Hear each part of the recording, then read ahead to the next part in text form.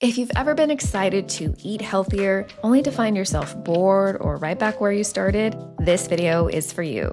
Today I'm sharing the 9 strategies you need for making a balanced diet a sustainable part of your life. And along the way, I'll walk you through a week in my life so you can see how I plan, prep, and cook feel-good meals I'm actually excited to eat. Every strategy here is designed for real life, real home kitchens, and real schedules. So by the end of this video, you'll have a flexible, adaptable framework you can use to make nourishing meals a natural part of your week.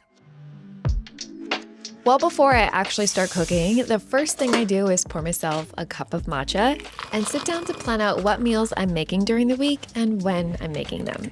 This is my first tip, and it's probably the most important one because if you don't have some semblance of a plan, you're going to be forced to make a million micro decisions during the week every single time you eat. And trying to make a healthy choice in the moment every time you eat, well, that requires a level of willpower most of us simply do not have. That's not to say you need to plan out every single meal, every single snack. I certainly don't do that, but I tend to plan out about 60 to 70% of the meals I'm gonna cook and eat, and that gives me a nice solid baseline while still affording a lot of flexibility. When it comes to pick the recipes you plan to make that week, if you want to save time in the kitchen and save money on groceries, what I recommend doing is picking at least a couple meals that have some shared ingredients or overlapping components. For instance, I can save time by making one big pot of herby lentils and using half of them in a mushroom lentil stew on one night, and then use the remaining lentils in a garlicky quinoa bowl for another dinner. How you actually plan which recipes to make and when to make them is up to you. In the past, I used to do it with pen and paper or in my notes app, but these days I tend to rely on the tool I built myself called Meal Plans by Rainbow Plan Life. I'll select one of the pre-made meal plans on the website based on what's in season or what produce I already have on hand. And from there, I'll build out my meal plan based on how my week is looking. This week, I am making the free trial meal plan from our website. So if you want to cook alongside with me, you can definitely do that. And I'll include instructions at the end of the video on how you can access it for free. Occasionally, I might scale the serving sizes down in the meal plan. Let's say if my partner Max is traveling, but this week I don't need to do that. But I am gonna add a couple more recipes to my weekly meal plan to build out my week. So I'm just gonna go to the website and search for a breakfast that I wanna make this week. And I'm also going to add to my plan my creamy white bean soup with kale because it's soup season. And I also need to film an Instagram reel for this recipe. Once you've chosen which recipes you want to make that week, it's time to build your grocery list. And this is probably the most underratedly annoying part of meal planning and cooking, is taking all the different components and ingredients from different recipes and putting them on one organized grocery list. It is annoying, but it's also important if you don't want to miss anything at the grocery store and if you want to stick to eating and cooking healthy at home. I got tired of doing this by hand, so I let the Meal Plans website take care of that for me. No matter how many recipes I add, the grocery list automatically updates. From here, I'll do a quick inventory in my pantry to see what I already have on hand, and then I'll go to the grocery store to get what I need for the week. I try to always make at least some time over the weekend to do a bit of meal prep, but I don't prep full meals because 1, I don't have the time, and 2, more importantly, I get bored of eating the same thing day after day. So instead, I prep a few components that I can use in different meals or mix and match throughout the week. It takes less time than a full meal prep, the food tastes fresher, and my weeknight meals come together in less time. This week, I started by getting some brown rice going on the stove, and then I started breaking down a block of extra firm tofu into some chunks. If you've seen my crispy tofu video, you may recognize this technique. I soak my tofu in boiling salted water for 10 minutes. It draws out excess water so you get better texture, and the salt makes it more flavorful. While the tofu was soaking, I got to work on breaking down some broccoli. I try to have at least a couple cruciferous vegetables every week because, science says they're good for you. And once I roughly chopped the stalks, I quickly pulsed those in my food processor, and then I did the same thing for the florets.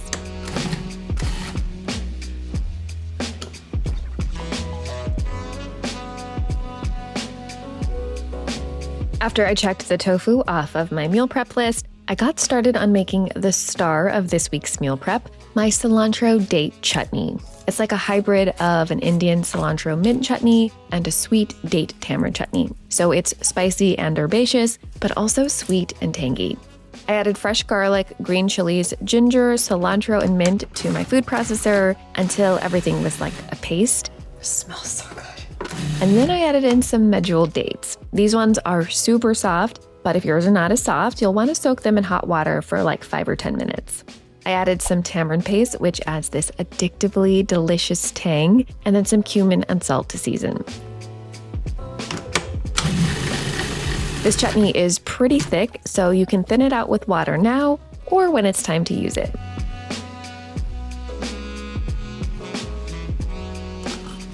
The other condiment I'm making is a yogurt sauce, and I've shared so many variations of this in the past, but for this 1-minute Indian-inspired version, I just mixed together some good quality, creamy, unsweetened yogurt with lime juice and a few Indian spices plus salt to taste.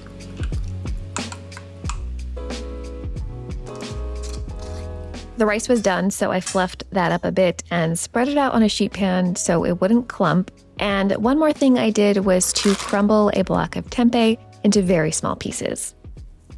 So some of these prep steps might not have seemed like they were doing that much, like crumbling tempeh, but I find that when I do this meal prep and I already have a few things waiting in my fridge, it removes a lot of the friction that prevents me from cooking in the first place. On a busy Tuesday or Wednesday night at 7 p.m., I might just be tempted to order takeout, but if I have a few things already ready, it's so much easier to get started with cooking. And all of this took about an hour, maybe less, so it really wasn't that much work. For dinner that night, I made a tofu bowl with all the fixings, and it came together pretty quickly thanks to the meal prep I did. The chunks of tofu from earlier are absolutely perfect for crisping up in a pan because compared to cubed tofu, these chunks have a craggy texture, and that creates a lot more surface area. And more surface area equals crispier tofu. Okay, if I'm being totally honest here, this footage looks terrible because it is so dark and rainy right now. So I transferred this to my camp stove by the window so you can get a better view. Ah, much better. How nice does that look? Next, I got started on one of my favorite easy bowl toppers, some peanut crunchies. So many meals, so many dishes could easily be improved by adding a bit of textural contrast. So here I finally chopped a Fresno pepper as well as some roasted and salted peanuts, lime zest for a beautiful bright citrusy note, and 2 tablespoons of sesame seeds for even more nutty crunch. Just a tiny bit of agave nectar to balance out the heat, and a pinch of salt. Super simple and fast, but there's a lot of flavor and some fun crunch in here. That's a spicy serrano pepper. That's really good. This is a loaded tofu bowl, so we have one more component to add to it, a super quick cucumber salad. So I finally chopped some cucumbers, as well as a bit of red onion for that fresh crunch and sharpness, as well as some carrots, which I like to grate with a box grater, though you could always buy pre-shredded carrots for a bit of a shortcut. A few squeezes of lime juice, a drizzle or 2 of olive oil to bring everything together, and a few pinches of salt. I try to have a side salad with at least a couple of my dinners during the week. That way I know I'm getting some leafy greens. So I decided to make one of those as well. This one had some mixed greens as well as an orange. I used a beautiful but kind of annoying blood orange specimen here. Greatest ratio of peel to flesh in orange history. Some roasted almonds for crunch, and I used my best olive oil and vinegar since there's no real dressing here. And of course, some black pepper and sea salt. For serving, I just piled all the components into a bowl, the brown rice from meal prep, the cucumber salad, the tofu, the peanut crunchies, and a big dollop of that magnificent chutney I made earlier. All right, so it got really dark quickly, but I just wanted to show you what this looks like outside so you get a better view. Get a little bite of everything. There are so many fun flavors and textures in this. The sweetness from the chutney really brings all the components together. And it took like 20-25 minutes because I had already done my meal prep. I didn't have to prep the tofu. I didn't have to make the chutney. And as you'll see later in the week, we're gonna reuse some of these components in different recipes. So we're also gonna save time in that way. Sunday mornings are my favorite morning because it's time to go to the farmer's market.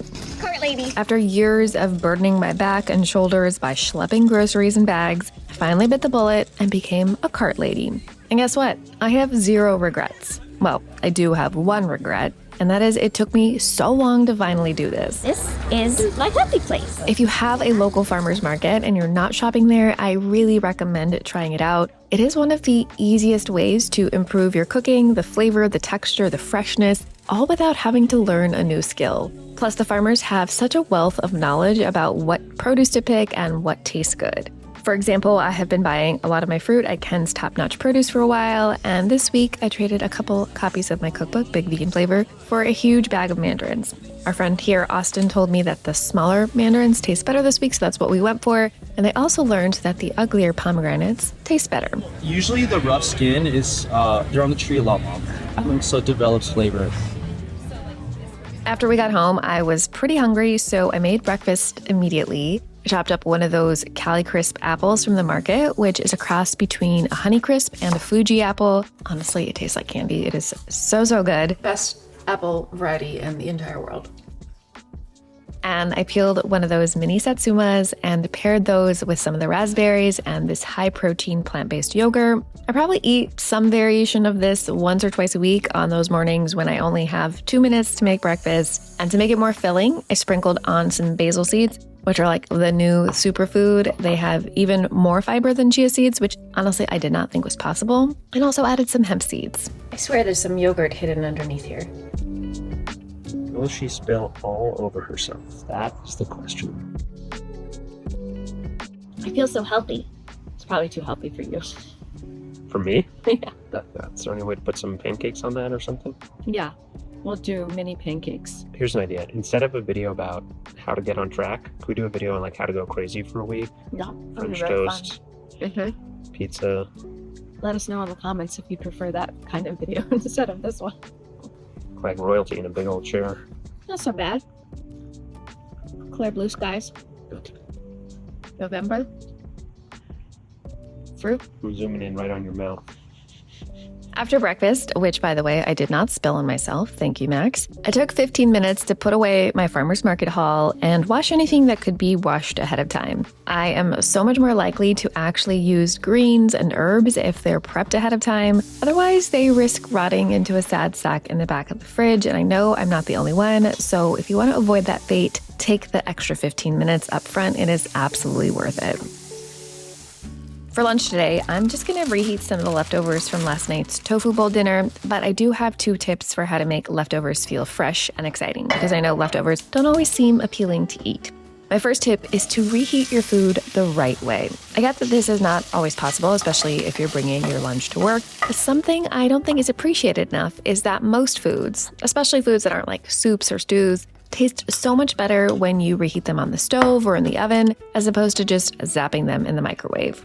My next tip is if you want to make leftovers feel new, make a small tweak or two, just based on what you have in your fridge and pantry. So today I'm skipping the rice from last night's dinner and instead using a pita.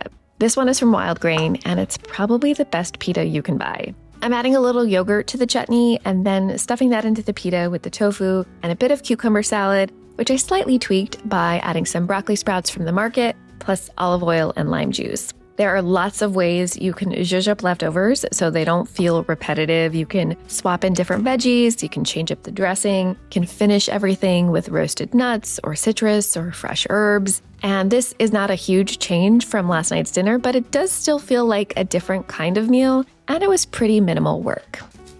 For a mid-afternoon snack, I sliced up another one of those apples and topped it with a dusting of ginger and cinnamon and paired it with some almond butter. But this is not just any almond butter. This is from my local no-waste grocery store, Origins Grocer. They have an almond butter machine that makes it fresh, and it's so much tastier and almost fluffy, way better than store-bought almond butter.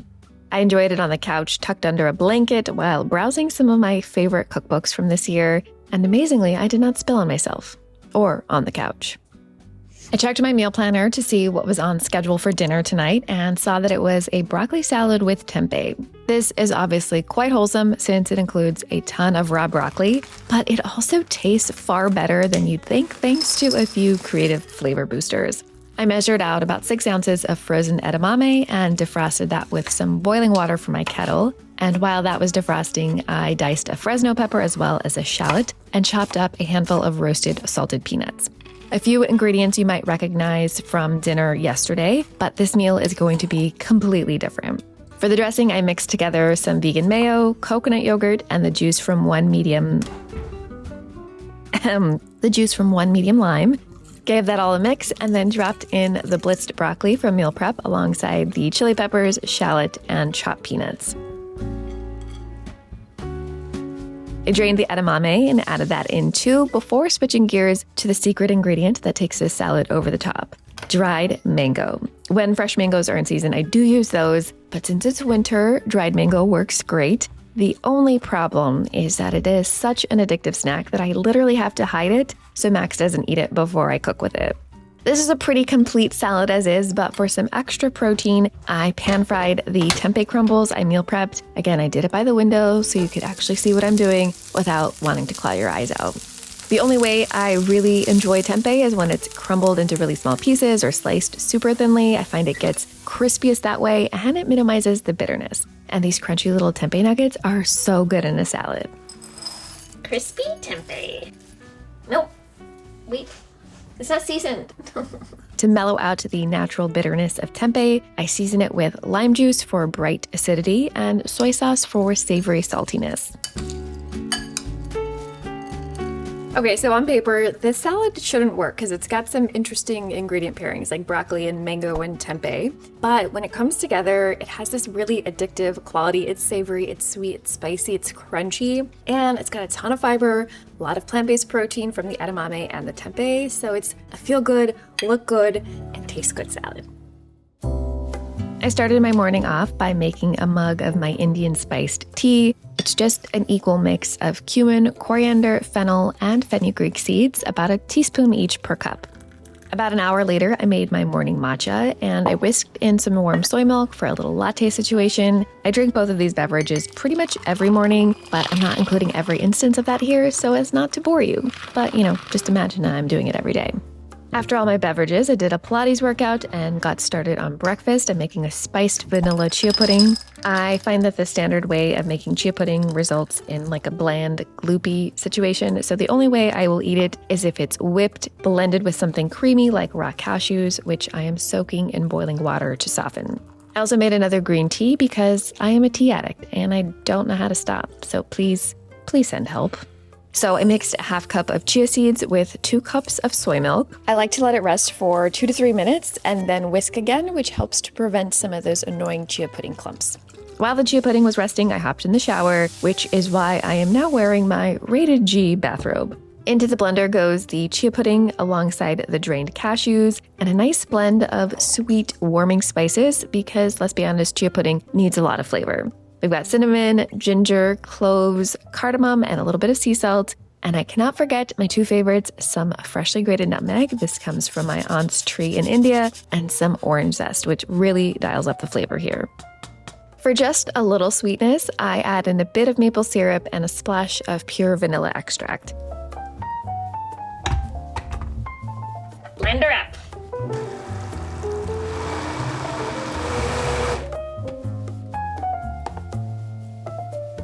I like eating chia pudding out of a glass so I can see the different layers. I added in some raspberries from the market, a satsuma, and some almond butter.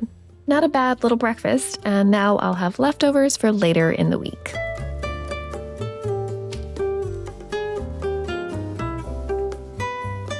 Eventually, I had time to get dressed, and when lunch rolled around, I grabbed some broccoli salad out of the fridge to keep lunch really quick. But to add a little twist and keep things fresh, I added in some avocado with a bit of sea salt and lime, and some roasted chickpeas for crunch and extra protein and fiber.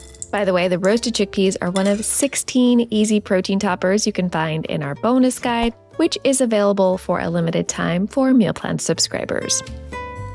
All right, I'm going to show you how to make my absolute favorite sweet treat afternoon pick-me-up snack. It's just 3 ingredients. Super simple to make, so it's not like a recipe, but you can take notes, you can watch. It's really, really easy to make and it's so good. All you need to do is split up a few medjool dates and remove the pit inside, then stuff them or drizzle them with a high-quality, non-bitter tahini like this one. Break up a dark chocolate bar into chunks, pop that in the microwave for like 25 seconds or until it's melted, and then carefully drizzle it onto the dates. I normally sprinkle this with flaky sea salt, but this is a salted chocolate, so no need for that. These are going to be delicious right now, but very messy to eat. So I'm going to pop them in the freezer for 20 minutes so they can set up and they kind of get cold and chewy and so good. Look at this little chocolate magic shell.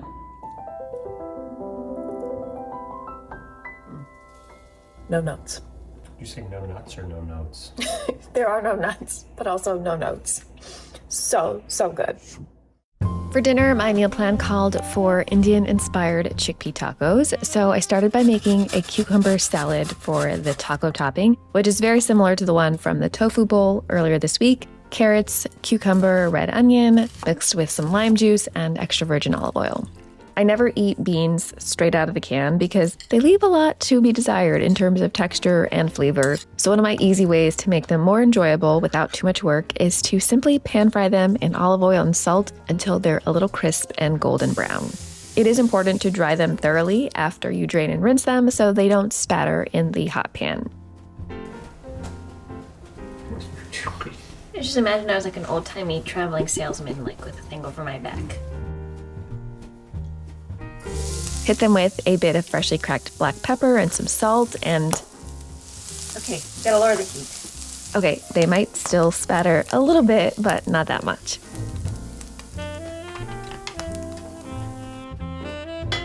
If you've never tried ready-to-cook tortillas, you are definitely missing out. These are by far the best store-bought tortillas you can buy. They take like a minute per tortilla to cook in a skillet, and the texture and flavor is so good. Seriously, just look at these puff up. It is very exciting. Once the tortillas were ready, I also threw together one of those super quick side salads with mixed greens, citrus, and olive oil and vinegar.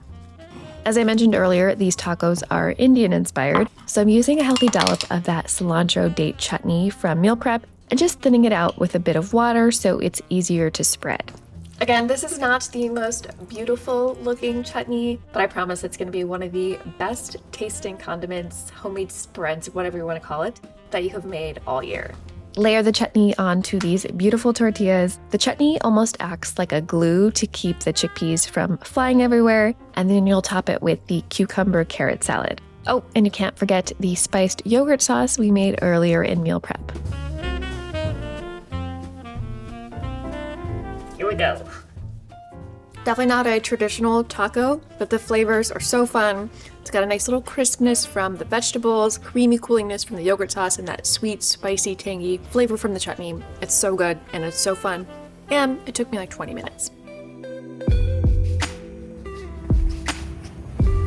We're going on our morning walk. Beautiful day in San Diego.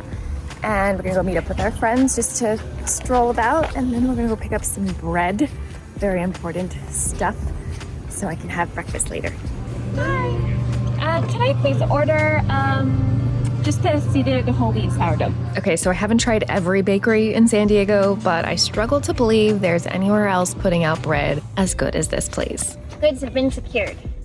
Today I have a very busy admin day ahead of me, so I kept breakfast very simple and quick. Just some of the whole wheat seeded sourdough I picked up, already sliced thankfully, and I topped that with some almond butter, chia seeds, and hemp seeds for a little more nutrition, and some of those farmers market raspberries. I smashed down on those. They kind of meld into the toast, and for a treat, just the tiniest bit of raw demerara sugar, which makes this feel a little bit like jam and adds this crackly, crunchy top. To up my fiber intake, I also sliced up a pear and added that to my plate. Not a bad little breakfast. One of the things I mentioned at the beginning of this video is that I don't actually plan out every single meal that I'm gonna make during a week because I like to have some flexibility and spontaneity in my schedule. There are some days like today where I'm just too busy with work to really do any kind of cooking, or days where Max and I might wanna have a spontaneous date night. And that is when flexibility can be really helpful. And being flexible is a lot easier when I have what I call emergency fallback meals on hand. These are either pantry-based meals that you can whip up relatively easily, even if you haven't been grocery shopping lately, or freezer meals, which are basically big batches of food that you freeze part of for a future day. And that is exactly what I'm gonna do today. I'm gonna reheat some of my leftover vegan tagine with chickpeas that's in the freezer and just eat it at my desk, because that's all I have time for today. By the way, if you need inspiration for freezer meals, you can now filter for freezer-friendly meals on our new meal plans website. One of our favorite restaurants randomly had an open reservation tonight, so we snagged that as an impromptu date night. I have definitely been enjoying all of the food I've been cooking this week, but filming everything you cook is actually pretty tiring, so I'm excited to let someone else do the cooking tonight. Date night! And this leads me to a really underrated part about sticking with a balanced diet. You have to leave room for indulgences. You shouldn't feel like if you don't eat 100% clean all the time, you're some kind of failure. Very few people have that kind of discipline, and honestly, life is so much more fun when you allow room for things like date nights out and food your mom made for you and desserts. Plus, it's also a lot easier to stick with in the long run because you're not punishing yourself. Far from it, you're actually kind of having fun. So one of the ways I try to keep my meals out on the more balanced side is by starting with at least one vegetable dish or salad, and then proceeding to the more indulgent stuff like pasta and rice pudding with date jam and a creme brulee topping. It is as delicious as it sounds. For breakfast the next morning, I decided to have some more of that chia pudding from a couple days ago, but to mix it up, I changed up the fruit. So instead of raspberries and mandarins, I broke open one of the pomegranates from the farmer's market and sliced up a pear. Added the chia pudding to a bowl because I couldn't find a nice little glass for it, added the fruit on top, and a drizzle of tahini to finish. Look at this nice festive bowl. Lunch was a similar story of leftovers, but with a little twist. I used the remaining chickpeas and cilantro date chutney to make some tacos. So cute. But I snuck in a bit more veg with this delightful little cabbage from the farmer's market. Cabbage is one of the most underrated vegetables, and I actually have a video coming out very soon about some of my favorite ways to prepare it. So if you haven't already, smash that subscribe button. So I massaged the cabbage with a little lime juice, some olive oil and salt, and then added it to the cucumber salad leftovers. I heated up the chickpeas in a frying pan as well as my tortillas until they were nice and puffy, and then got to work on assembling chutney, chickpeas, cucumber, cabbage salad, and a bit of avocado to make the tacos more filling, and finally the rest of that spiced yogurt sauce from meal prep. We're filming a reel for Instagram on how to make my white bean soup with kale, so that's what we're gonna go do. We're gonna go film a reel. I have mixed feelings about short form video platforms like Instagram and TikTok because I feel like short form video is making us all less smart, less focused, and less happy. Snip, snip. And unlike YouTube, it's really hard to actually teach people something, which is what I'm super passionate about, so that's why I'm a long form video girly at heart. On the other hand, Instagram short form video is a useful way for me to get my recipes in front of people, and my main goal has always been to introduce as many people as possible to the joy of cooking with plants. So I do post to Instagram occasionally, but I never feel 100% great about it. And my least favorite part is doing the taste test reaction shots. Super. Hot, that's too hot, too hot. Yummy, yummy, yummy. Are these bad enough for you? These are horrific. Anyhow, this soup is amazing, super nutritious, but still creamy, so you should definitely add it to your meal plan this week. If you want to try out the meal plan I featured in today's video, just go to rainbowplantlife.com/meal plans to start your free trial. Whether you sign up or not, my hope is that this video has given you a framework for eating tastier and more nutritious meals in a more sustainable way. Thanks so much for watching. I'll see you in the next one. Bye!